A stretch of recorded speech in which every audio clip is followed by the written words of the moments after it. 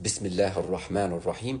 This is part 13 of the story of Prophets Moses and Aaron, peace be upon both of them. I realize the story is long and has many parts, but it is such an important story and it helps understand so many verses in the Quran. I very much hope you find the posts informative and helpful, and I really do appreciate your patience. Aaron was worried that Moses would be upset with him if he split Bani Israel. So he decided to wait to get guidance and instructions from Moses when he returns. At that time, Allah subhanahu wa ta'ala informed Moses that while he was receiving the Torah during the 40 days, his people, Bani Israel, were tested, and a man named Samiri led them astray. Moses went back very angry and sad, and when he arrived, he saw them worshipping the idol, the golden calf. So he threw down the tablets on the ground, the tablets on which the Torah is written, and grabbed his brother from his beard and his hair and asked him, "What did you do?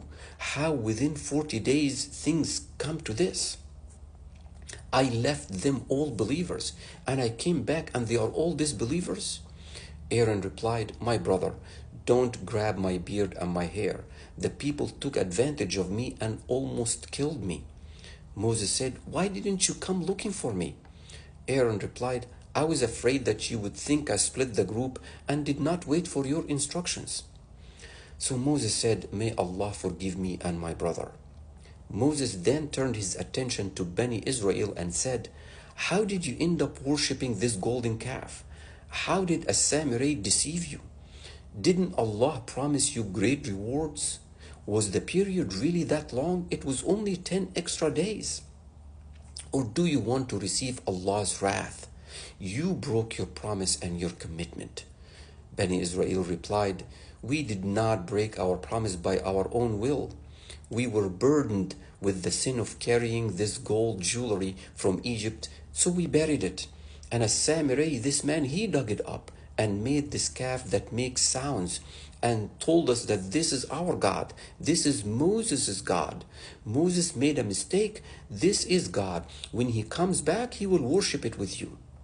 Total nonsense, of course. Allah subhanahu wa ta'ala said, "Don't they realize that it is just an idol? It does not comprehend anything. It cannot bring harm or benefit to them. How is it worthy of worship?" Now Moses turned his attention to Samiri and asked him, "Explain yourself." Samiri said, "I saw what they could not," referring to his ability to see angel Jibril. "I grabbed a handful of dust from the track of the angel and threw it on the golden calf. My own soul suggested that to me." Moses told Samiri, "Go. In this life you will be isolated. No one will touch you." It was narrated that Allah subhanahu wa ta'ala made him so ill that people will be fearful of getting anywhere near him. Prophet Moses continued telling Samiri, "And you will have your time in the day of judgment to get what you deserve for deceiving the people and getting them to worship an idol. Look at this God that you were busy worshiping. We will melt it and break it to pieces, then we will throw it in the sea. Your God is Allah. There is no God but Him. His knowledge encompasses the entire universe." And this is the story of the golden calf. Do you think this is the end of it?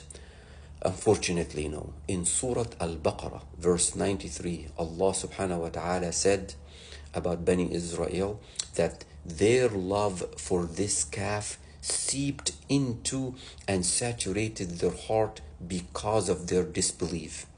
What an evil system of belief if this is what it guides them to do. And that's the end of the verse. What did Prophet Moses do next? Insha'Allah, we cover that in the following post. Insha'Allah. Wassalamu alaikum wa rahmatullahi wa barakatuh.